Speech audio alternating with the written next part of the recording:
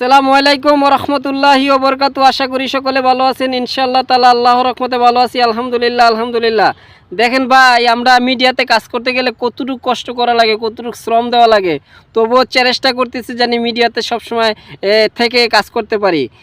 অবশ্যই আপনাদের সাপোর্ট লাগবে, আপনাদের ভালোবাসা লাগবে, আপনাদের মোহাব্বত লাগবে, আপনাদের ভালোবাসা লাগবে। তখনই আমরা সামনে এগিয়ে যেতে পারবো, ভালো ভালো কিছু টপিক আপনাদেরকে দিতে পারবো, ভালো ভালো কিছু টপিকের পাশাপাশি ভালো কিছু বিনোদনও ইনশাআল্লাহ দিতে পারবো। কারণ দেখেন কত রোদ হচ্ছে, কত রোদ দেখেন, চতুর্মুখে অনেক রোদের ভিতরেও ভিডিও আমাদের করা লাগতেছে। কেন?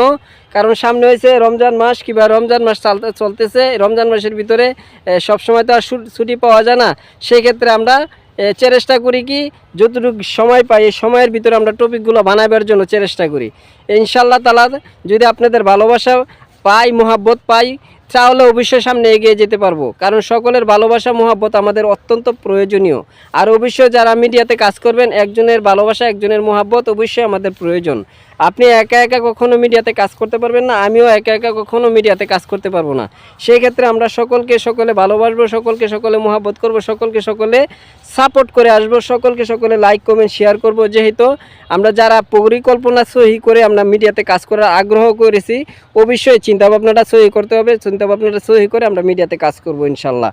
কারণ দেখেন কত রোদের ভিতরে যদি কেউ আমার বলতো আমাকে 500 টাকা দেবো, তুই রোদে গিয়ে 10 মিনিট বসে থাক, আমি যাইতাম না। কারণ আমাদের এই টপিকের কারণে, আমাদের শ্রম দেওয়ার কারণে, আমাদের আশার আকাঙ্ক্ষার কারণে, কারণ মিডিয়াতে সামনে কাজ করব এরকম পরিকল্পনা নিয়েছি বলেই এই রোদ আর বৃষ্টি ঝড় তুফান কিচ্ছু মানতেছি না।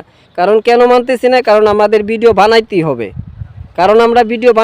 সেই ক্ষেত্রে আমাদের ধৈর্য সহ্য বৃদ্ধি করতে হবে, আমাদের ভিডিও বানাতে হবে, বিভিন্ন টপিক নিয়ে কথা বলবেন, বিভিন্ন সিস্টেম নিয়ে কথা বলবেন। ইনশাআল্লাহ তাআলা একদিন না একদিন সফল হতে পারবেন। কারণ আল্লাহ তাআলা কাউকে ঠকায় না, ওইলে কাউকে অভিজ্ঞতা অর্জন করায়, কাউরে শিখায়, নাইলে কাউরে উঠায় দেয়, এটাই বাস্তব। ঠিক আছে, আপনারা উঠাই দিবেন, নাইলে আল্লাহ তাআলা আপনাকে শিখিয়ে দিবে। আল্লাহ তাআলা কখনো কাউনো বান্দাকে ঠকায় না।